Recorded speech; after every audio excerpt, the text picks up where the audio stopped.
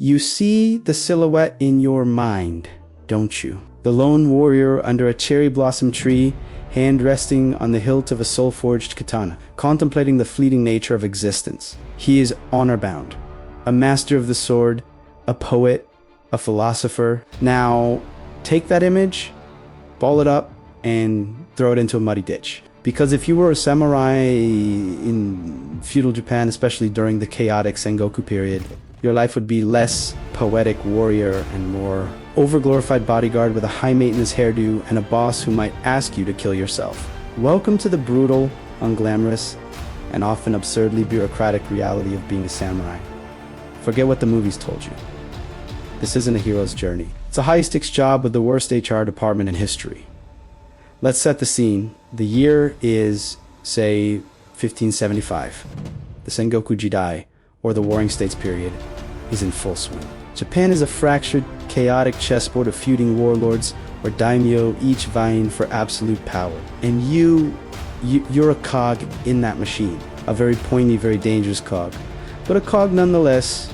You weren't born a samurai by chance. You were born into the samurai class. A rigid social hierarchy that placed you worlds above the farmers and merchants, but firmly under the boot of your lord. Your entire existence, from the clothes you wear to the person you marry, is dictated by him. Your purpose is singular, to serve. Service, by the way, is a wonderfully vague term that can mean anything from leading a cavalry charge to testing your lord's food for poison, or simply standing perfectly still in a corridor for 8 hours straight. Your identity is intrinsically tied to your master. You are not Kenji, the warrior from Satsuma.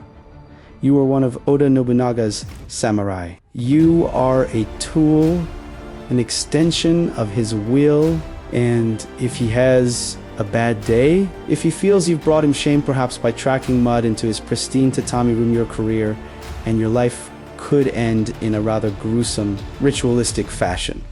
Let that sink in. Your life is worth less than your lord's momentary convenience. Of course, you get the cool gear. The deisu, the iconic pair of swords, the long katana, and the short wakisashis, your badge of office. It's the ultimate status symbol. The one thing that screams, I am legally allowed to cut down any peasant who looks at me funny. But the katana wasn't the primary weapon of war you might think it was. On the chaotic battlefield, you are far more likely to be wielding a yari spear or a yumi bow. The katana was a sidearm, a lasisachi, and a tool for resolving matters of honor in duels, or more grimly, in your own abdomen.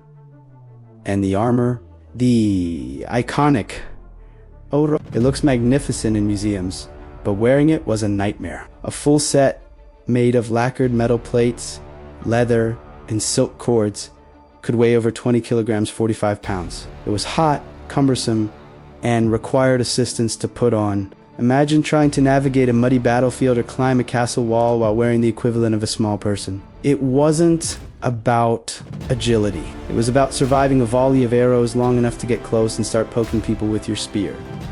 The daily grind wasn't a constant stream of epic battles. Far from it. When you weren't on campaign, your life was a mixture of intense martial arts training, guard duty, and, believe it or not, paperwork. Many samurai were illiterate and served as administrators, tax collectors, and bureaucrats.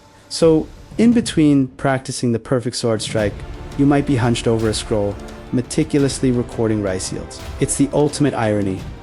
A warrior trained for death, defeated by fiscal reports. Part 2. The bloody truth behind the blade. Battle, when it did come, was nothing like the graceful, one-on-one duels of cinema. It was a terrifying, chaotic, and brutal affair. Imagine hundreds, even thousands, of men clashing on a field slicked with mud and blood. The air is thick with the screams of the dying and the thundering of horses.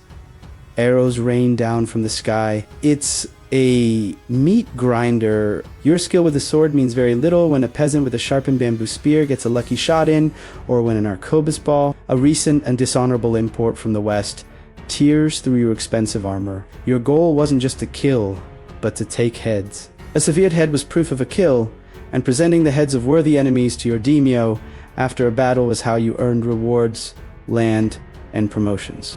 It was a gruesome accounting system. Warriors would even have attendants whose sole job was to follow them into battle, collect the heads, and prepare them for presentation. This wasn't a noble pursuit.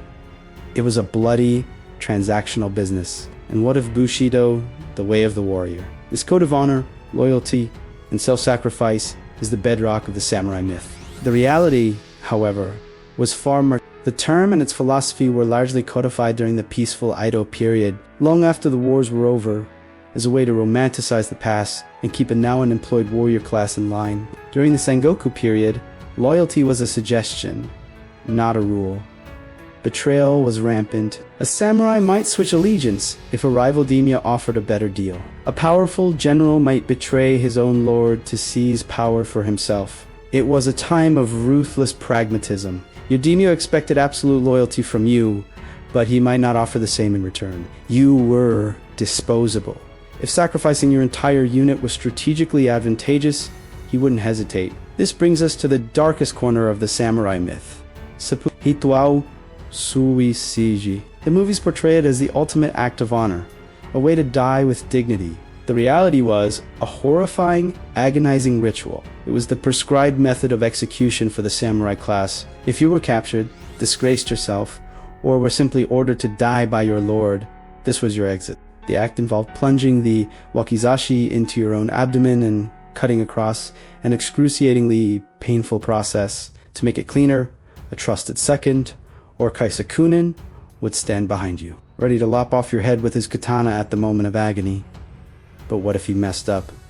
What if his nerve failed? It was a brutal, bloody, and terrifying way to die, all to maintain a facade of social order and honor. It wasn't about dying with your dignity. It was about the system erasing you in the most controlled way possible. Part 3. The Unemployed Wanderer. What if you survived? What if your lord was victorious and you distinguished yourself in battle? Your reward would be measured in koku, a unit of isi, roughly enough to feed one man for a year. Your rank and wealth were determined by your rice stipend. You weren't paid in gold. You were paid in lunch. A powerful samurai might receive thousands of koku, allowing him to support a large household and his own retainers. A low-ranking samurai might barely have enough to get by. And what happened if your daimyo died, or his clan was defeated and disbanded? Congratulations, you're now a Rōnin, a masterless samurai. Again, forget the image of the cool, wandering ant. Being a Rōnin was a disgrace. You were unemployed, stripped of your status and income. Many fell into poverty, becoming mercenaries, bandits, or bodyguards for wealthy merchants the very class they once despised. It was a fall from grace from which few recovered. Your personal life was not your own. Your marriage would be arranged by your lord for political or strategic advantage. Love was a luxury you couldn't afford. Your duty was to your clan to produce an heir and continue the line. Your entire life was a performance of stoicism and duty, with very little room for personal desire or happiness. So, what if you were a samurai in feudal Japan? You'd be a living weapon, bound by a complex and often contradictory code of conduct.